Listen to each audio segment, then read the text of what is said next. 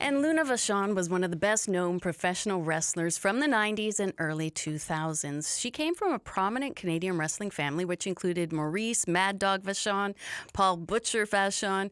She competed in what was then called the WWF, along with other promotions. She was known for her blonde mohawk and her fiery attitude, as well as breaking barriers for female wrestlers. And joining us now in studio is Kate Kroll, the director of a new documentary, Lunatic, the Luna Vachon Story. Kate is also a somewhat retired wrestler. Welcome to the studio, Kate. Hi, thanks for having me. So why did you want to make this film about Luna Vachon? Yeah, so I started wrestling and I started getting into wrestling a little later in life. I started in 2016 and I was watching these great documentaries about male wrestlers, and I've been a documentary filmmaker since 2010, and so I was a documentary filmmaker before I was a wrestler. Okay. Yeah, and so it was natural for me to be like, hey, I want to see my idols on the screen, and I want to tell a different perspective, or I want to tell a different story than the ones I'm seeing. Mm-hmm. And then I thought, okay, who can I make a documentary about? And Luna was the most obvious choice. I mean, first of all, she's somewhat Canadian. She comes from a Canadian wrestling dynasty, but she paved the way for women's wrestling. And we can look kind of like at the history and the evolution mm-hmm. of women's wrestling through her story. But not just that, she has so many layers to her story that even if you're not into wrestling, you don't know anything about wrestling, we can identify with other aspects of her story. She was a mom, and she struggled between being a mom and having a career, mm-hmm. especially in the 80s. I think it was a different time, but also she dealt with addiction and mental health struggles. She was diagnosed with bipolar. And so there's a lot of layers to Luna that I think everyone can identify with to some extent. And such a big, outgoing personality, and maybe people don't realize what was going on behind the scenes and what it was like. What was it like for Luna really breaking into wrestling in the late 80s and early 90s as a woman? Yeah, it was definitely different. I mean, I'm so lucky I got to see women headline WrestleMania in my lifetime. Like, how amazing is that? Yeah. But, when she first started, women were a lot of the times just valets. So valet is like a wrestler that would accompany a male wrestler out right. into the ring, at that time. And they would just be kind of sitting on the sidelines.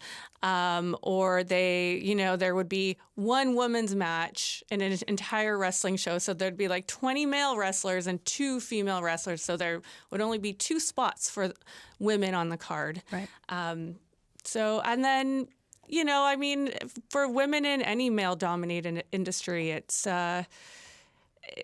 they had to work really hard. It can be very difficult, no matter what the industry. So on top of that, you had her not only coming from a very, well-known wrestling family, where the men were known for being sort of the antagonists in the storyline.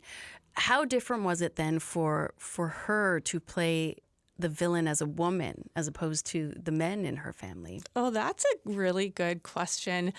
I mean, I can tell you from experience, there's nothing more fun than playing the villain because all of your deepest, darkest, how do I explain your pent-up rage? Yeah, you can let it all out and it's socially acceptable and you can tap into a different part of yourself that maybe you have to suppress.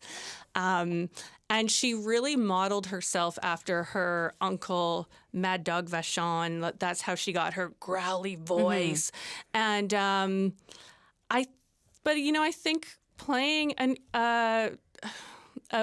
we call it heels. The bad guys, we call them heels in wrestling. And so playing a heel as a woman, she would kind of have to make herself look ugly and scary and have that growly voice. And I remember my cousin who would watch wrestling as a child and would watch Luna as a child.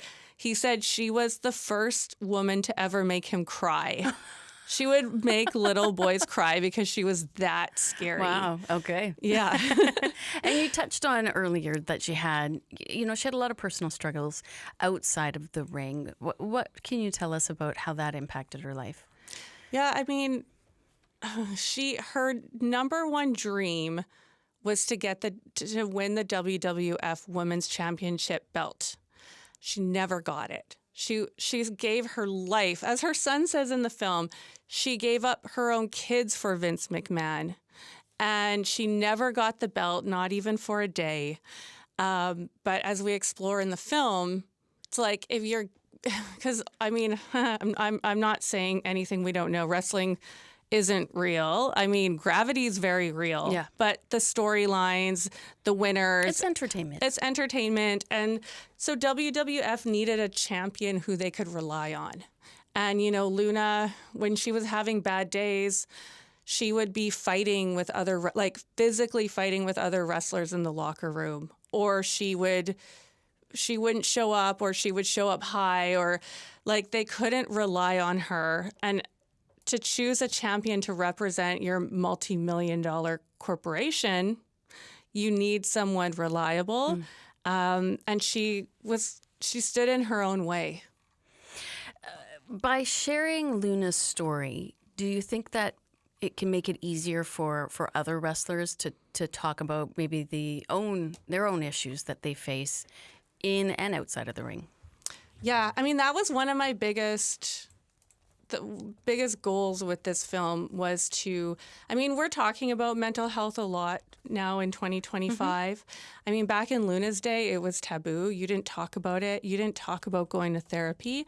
And I think if she was Luna right now in 2025, things would have been a lot more different for her. And, in the film, I interview Ref Aubrey Edwards, who she's very vocal about her own mental health struggles and her struggle being diagnosed bipolar, mm-hmm. and everything that she has to do to really keep herself in check as a referee on the road, every week. And I think it's really important that we keep talking about it, and we don't keep it taboo.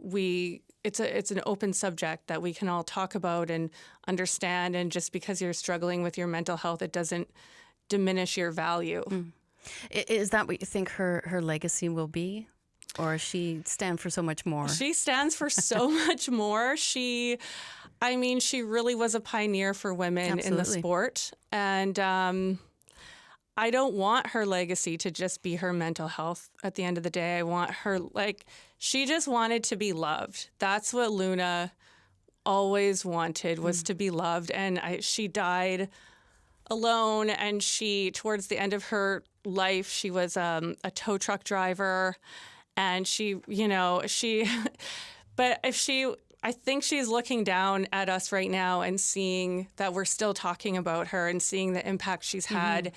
And I don't know if I answered your question, but her legacy is so much more. Absolutely. Mm-hmm. Kate, really great to speak with you, and I can't wait to see the film. Just wonderful, such a colorful character, and I want to learn more about her, so thank you. Thank you. Can I say that it's playing at the Rio Theater here in Vancouver? Yes, I was going to say it, but you can say it. No, you can say. You have a nicer voice than I do.